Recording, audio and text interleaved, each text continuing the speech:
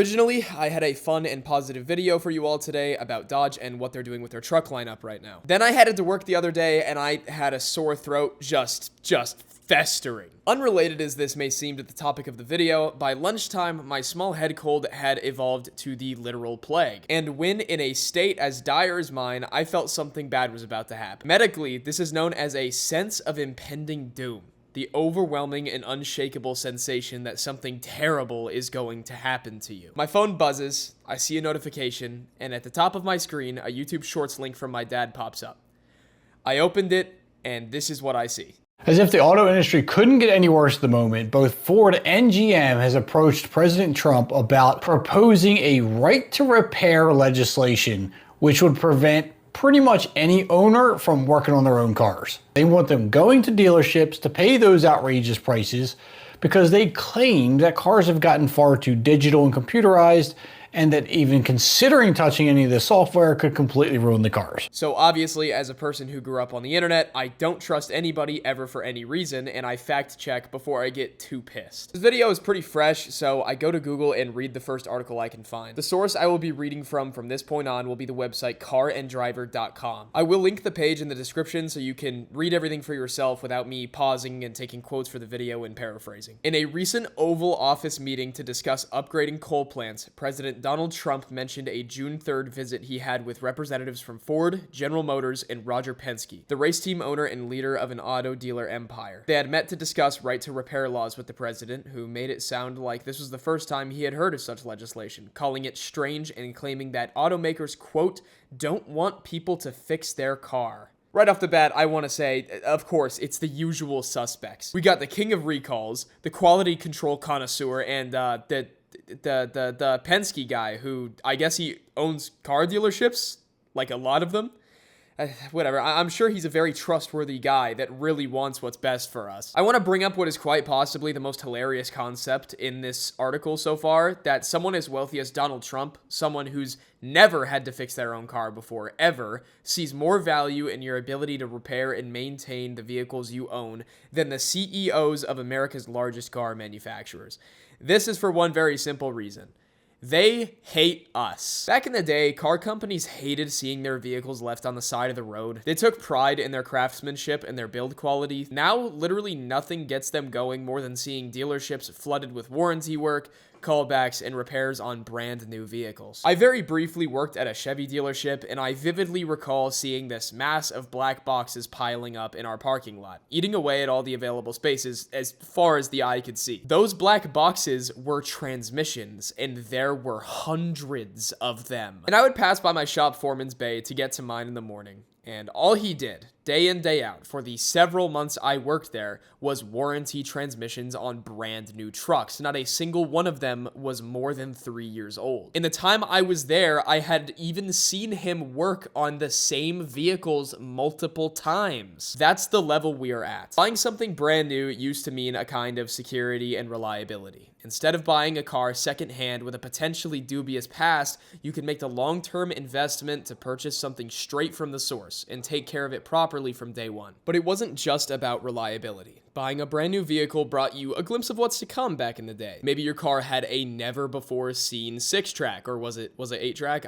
Dude, I am not old enough. Or what about heated seats, a cooled steering wheel? Like, those are all cool concepts in a vacuum. In the current year, this is completely backwards, hence me mentioning my dealership experience. It is far more likely in the modern day that when you buy a brand new car, it will be riddled with significant issues that will cost you a lot of time and money to be rid of, even with a warranty. Halfway through 2026, Ford has a major recall on the Ford Bronco Sport and Ford Maverick, affecting an estimated 4,600 vehicles. And GM currently has millions of vehicles recalled because of a 4x4 wheel locking issue that's affected almost every truck and car they've made in the past couple years. So they couldn't build your car right the first time. They've endangered the owners of the vehicles and everyone on the public roadway, yet they somehow believe that they should be the only ones servicing your vehicle. All that being said, and quelling my urge to sidetrack even more, more, let's see Jim Farley's paltry attempt at damage control. In a brief video interview, the Detroit Free Press got a response from Ford CEO Jim Farley about Trump's comments.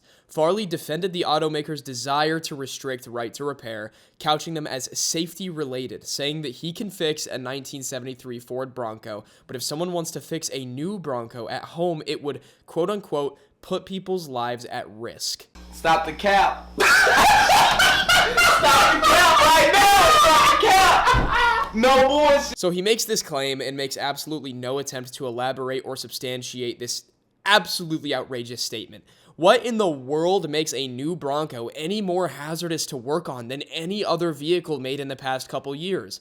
What makes it more dangerous than any other vehicle ever made in human history? You could argue they're more dangerous to drive. Wrenching by nature is inherently slightly dangerous. You're around tools, fluids, and machines that could potentially hurt you. There's always the risk of a car falling off of the lift and crushing you. Always the risk of getting some chemical in your eyes or burning yourself trying to torch some stubborn bolt off. But if you ask any mechanic, any real mechanic, if their job is dangerous or if they feel unsafe at their job day to day, they would call you words that YouTube won't let me say and humiliate you.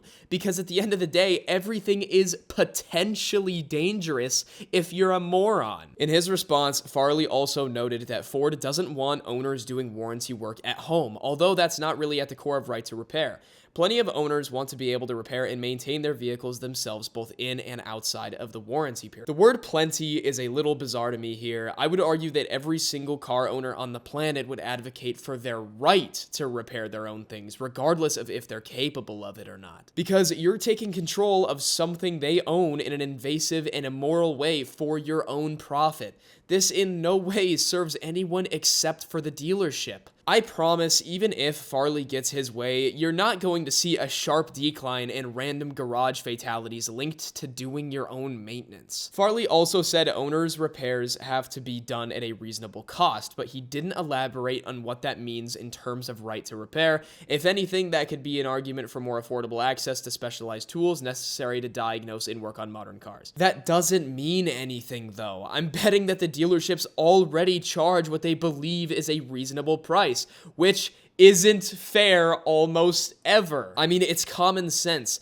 Why would I take my car to a shop with 30 bays, and I mean half of them are empty anyways because of the tech shortage, a shop with 30 bays, with the most expensive facilities possible, an active paint shop, running AC with all the doors open, and 500 people employed there? You're obviously going to screw me over. Your monthly overhead is what I make in a year. In what universe are those people going to charge you a fair price? And who sets that price? The people charging you $36,000 for a car that wasn't even assembled properly? The people responsible for killing over 200 people with the Ford Explorer in the 90s and early 2000s and then attempted to cover it up? The people responsible for the Ford Pinto in the 1970s that was rushed into production with a fatal flaw they knew would kill people, but decided that it would cost less to settle wrongful death lawsuits than it would cost to fix? Those guys care about my safety? They care about me personally? I'm sure. They don't care if you live or die. They just want to take as much as they can before you go. Now, luckily, it seems as if we're safe for now. But just because Trump kind of laughed them out of the room, that doesn't mean that they won't try again. I mean, of course they will. They always get their way eventually. Let's say Farley's right.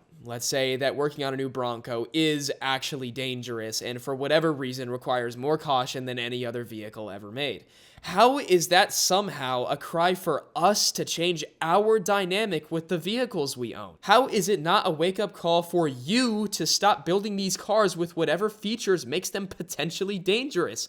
How is poor craftsmanship our problem? When Samsung made those phones that blew up every now and again, we weren't then mandated by law to wear pants with reinforced pockets to stop the explosions from injuring us. The phones had to stop exploding. Why should this be any different? You've been building cars for over 100 years, and now all of a sudden it's become this thing that apparently the average mechanic can't handle. Despite what any 2010s TV show or modern leftist might tell you, mechanics are not stupid. They are professional problem solvers that have to work their way through things that the average person absolutely could not. You think the guys that have to routinely service and tear apart cars day in, day out, all day, every day are all of a sudden not qualified to work on your POS little 4-cylinder? Give me a break. Has Jim Farley ever even seen a car before? Does he know how they work? Or does he drive one of these things to check up on his wage slaves at the shop? So what is this about really? Let's say it on the count of 3.